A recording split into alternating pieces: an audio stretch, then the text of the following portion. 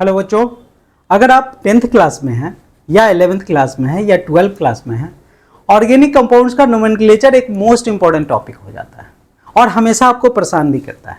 आज हम लोग स्टार्ट करने वाले हैं ऑर्गेनिक कंपाउंड्स का नोमेनक्लेचर, कैसे नाम लिखते हैं ऑर्गेनिक कंपाउंड्स का, और एक एक कॉन्सेप्ट डील करने वाले हैं। तो वीडियो के अंत तक बने रहिएगा और मुझे लगता है इसके बाद कोई भी कन्फ्यूजन आपका नहीं रहेगा इस टॉपिक में। ठीक है, तो चलिए सबसे पहले बात करते हैं किसी ऑर्गेनिक कंपाउंड्स का नाम अगर लिखते हैं तो इसमें कितना सेक्शन होता है। तो बेसिकली 3 सेक्शन हम लोगों को देखने को मिलता है, एक प्रीफिक्स, दूसरा रूट वर्ड और तीसरा सफिक्स।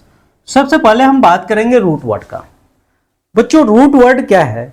ये किसी ऑर्गेनिक कंपाउंड्स में कितना नंबर ऑफ कार्बन प्रेजेंट है इस पे डिपेंड करता है। अगर मान लीजिए किसी ऑर्गेनिक कंपाउंड्स में एक नंबर ऑफ कार्बन है, 1 नंबर ऑफ कार्बन है, तो उसके लिए रूट वर्ड इस्तेमाल करते हैं हम लोग मेथ।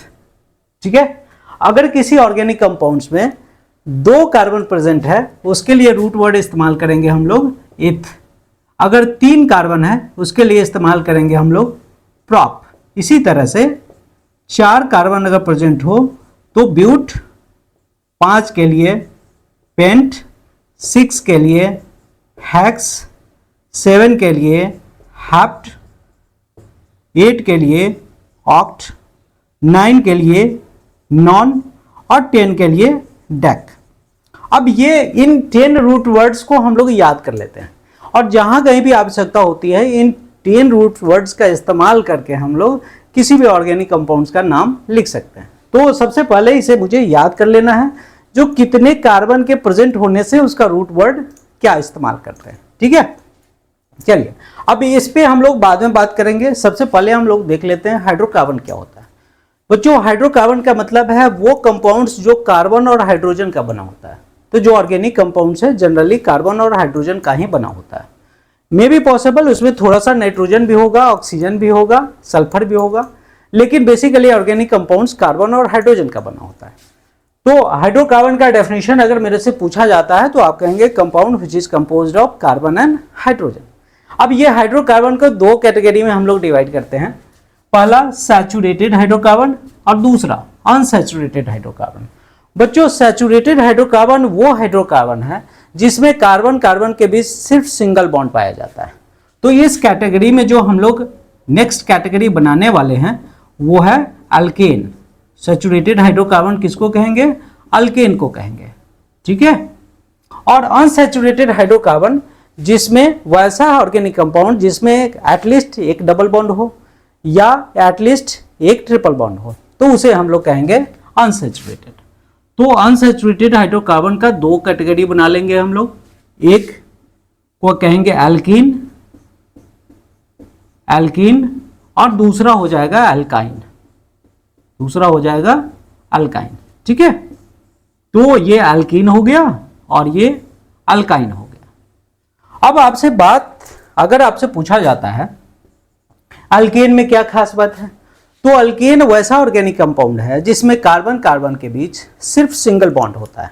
ठीक है, आप नोट करेंगे have only single bond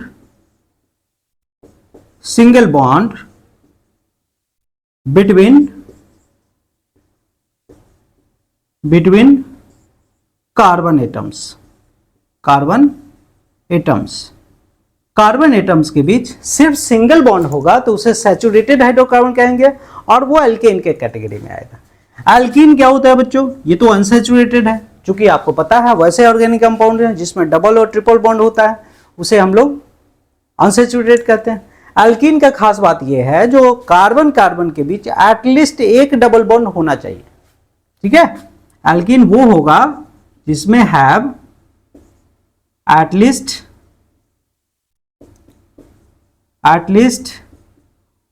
1 double bond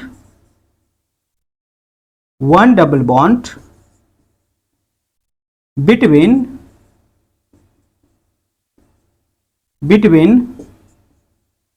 2 carbon atoms. 2 carbon atom के बीच एटलीस्ट एक डबल बॉन्ड होना ही चाहिए। अब एल्काइन क्या होता है बच्चों? एल्काइन का मतलब है have at least one triple bond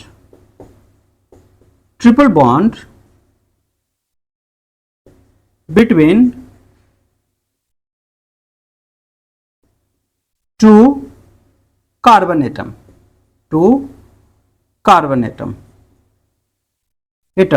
ठीक है, तो इस तरह से हाइड्रोकार्बन को तीन कैटेगरी बनाते हैं, एक सैचुरेटेड जिसमें एक एल्केन कैटेगरी है, दूसरा अनसैचुरेटेड जिसमें दो एल्कीन और अल्काइन आ जाता है, एल्कीन में डबल बॉन्ड देखने को मिलता है और अल्काइन में ट्रिपल बॉन्ड देखने को मिलता है। ठीक है, तो चलिए नेक्स्ट हम लोग बात करने वाले हैं अल्केन का।